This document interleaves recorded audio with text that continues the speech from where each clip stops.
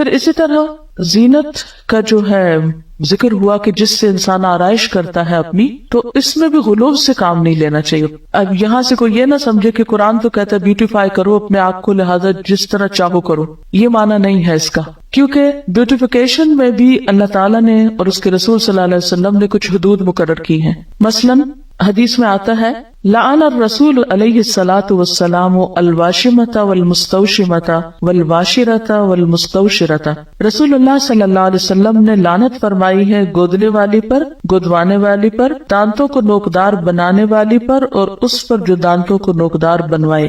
یعنی ایسا طریقہ اختیار کرنا کہ جو پرماننٹ میک اپ کی قسمیں ہوتی ہیں، کہ مثلاً یعنی ٹیٹوز جس کو کہتے ہیں، تو ٹیٹوز صرف بلو کلر کے نہیں یا بلیک نہیں ہوتے، بلکہ اب میک اپ کی غرض سے بھی استعمال ہو رہے ہیں، اس سے بھی منع کیا گیا ہے. یعنی گودنا جو ہے وہ اس میں شامل ہوتا ہے. اور اسی طرح جو دوسری چیز ہے دانتوں کو نوکدار بنوانا، یہ اس دور میں لوگ کیا کرتے تھے، گھسا گھسا کے دانتوں کی شیپ فرق کر لیتے تھے. بریسز لگانا نہیں مراد، وہ تو اس میں تو ٹریٹمنٹ بھی ہوتی ہے نا، لیکن ایسی بیوٹیفیکیشن کے جس سے خلق میں تبدیلی ہو جائے. اس میں آپ دیکھیے حدیث میں واضح الفاظ میں آتا ہے، بخاری اور مسلم کی حدیث ہے، آپ صلی اللہ علیہ وسلم نے خوبصورتی کے لیے دانتوں میں درزیں بنانے والی، اپنی دانتوں کو اندر سے گھسا کے بیچ میں فاصلہ زیادہ کرنا، اس پہ لعنت کی ہے، جو در حقیقت اللہ کی بنائی ہوئی ساخت میں رد و بدل کرتی. یعنی کوئی بھی ایسا میک اپ کہ جس سے پرماننٹ چینج جسم کے اندر ہو خوبصورتی کی خاطر، وہ منع کیا گیا ہے. اس میں آتا ہے لعن اللہ المتفلجات للحسن، کہ حسن کی خاطر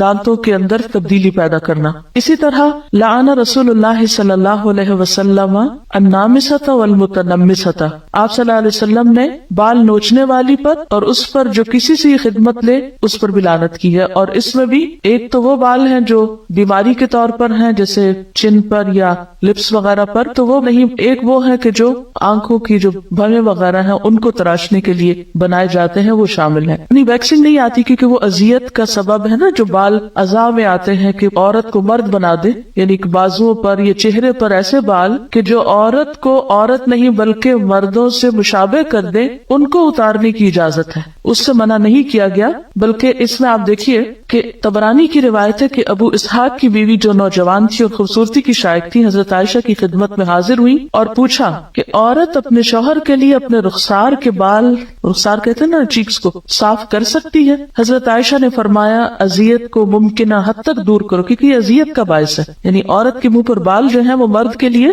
اذیت کا باعث ہے. تو یہ کتاب اللباس فتح الباری میں روایت آئی ہے، تو اس کی اجازت ہے. اسی طرح بالوں میں بال جوڑنا جو ہے، جوڑا بنانا یا بالوں کو کسی بھی طرح پیچ کر کے اس میں لگا کے خوبصورت بننا جو ہے وہ بھی منع ہے. حدیث میں آتا ہے، بخاری کی روایت ہے، اللہ تعالیٰ نے بال جوڑنے والی اور جڑوانے والی عورت پر لعنت فرمائی ہے. اور اس میں آپ دیکھیے کہ ان ساری جو احادیث میں ایک چیز مشترک ہے، اور وہ کیا ہے؟ لعنت کا لفظ. یعنی اللہ کی رحمت سے دور ہیں ایسے لوگ. ایک اور حدیث میں آتا ہے کہ بنی اسرائیل اس وقت ہلاک ہوئے جب ان کی عورتوں نے ایسے کام کیے. یعنی بنی اسرائیل کی ہلاکت کے پیچھے بھی ان کی عورتوں کی حد سے زیادہ زینت میں دلچسپی تھی. پھر اسی طرح ایک اور حدیث ہے جس سے پتہ چلتا ہے کہ بالوں کے اندر اگر کوئی جیسے دھاگے کے یا اون کے کوئی پیچز لگائے جائے تو منع نہیں ہے زینت کے لیے، جیسے چٹیا ڈالتے ہیں یا مہندی یا پراندہ یا وہ جو کلپس وغیرہ ڈالتے ہیں یا بیڈز ڈالتے ہیں، اس سے منع نہیں کیا گیا کیونکہ وہ پتہ چل رہا ہے کہ کوئی ایکسٹرا چیز ہے. اور پھر اسی طرح یہ ہے کہ خضاب لگانا جو ہے، یعنی بالوں کو رنگ لگانا، اس میں سیاہ رنگ سے منع کیا گیا ہے. لیکن جو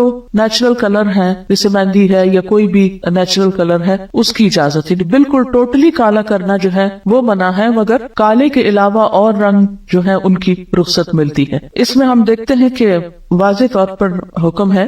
ابو ہریرہ کی روایت ہے کہ نبی صلی اللہ علیہ وسلم نے فرمایا یہود و نصارہ خضاب نہیں لگاتے، تم ان کے خلاف طرز عمل اختیار کرو. یعنی بال سفید رکھنا پسندیدہ نہیں، ان کو رنگنا زیادہ پسندیدہ ہے. ٹھیک ہے، یعنی بعض لوگوں کا خیال یہ ہے کہ کلر کرنا جو ہے، یہ خضاب لگانا جو ہے وہ شاید تقوی کے خلاف ہے. تو اس کے برعکس آپ نے کیا فرمایا کہ یہود و نصارہ اس کو نہیں پسند کرتے، کیونکہ ان کے ہاں بزرگی کی علامت کیا ہے کہ اپنے بال وائٹ کر لو. لیکن آپ نے کیا فرمایا کہ نہیں، تم رنگو. اور اس میں ہم دیکھتے ہیں کہ حضرت ابو بکر اور حضرت عمر خضاب لگاتے تھے، لیکن بعض صحابہ کو پسند نہیں تھا، جیسے طبعی طور پر جیسے حضرت علی ہیں، ابی ابن کعب، حضرت انس، ان کو پسند نہیں تھا، تو یہ نہیں کہا گیا کہ تم ضرور لگاؤ، یعنی تاکید بھی نہیں کی کہ کیوں. اگر کوئی اس لیے نہیں کر رہا، یعنی کسی اور قوم کی مشابہت میں نہیں کر رہا، اپنی ذاتی دلچسپی کی بنا پر اس کو نہیں شوق لگانے کا، تو اس کے لیے رعایت ہے. ایسا بھی نہیں کہ وہ ضرور ہی لگائے، لیکن لگانا جو ہے اس میں ممانعت نہیں. ہاں اب کیا لگایا جائے اور کیا نہ لگایا جائے اس کے اوپر توجہ کرنے کی ضرورت ہے. اور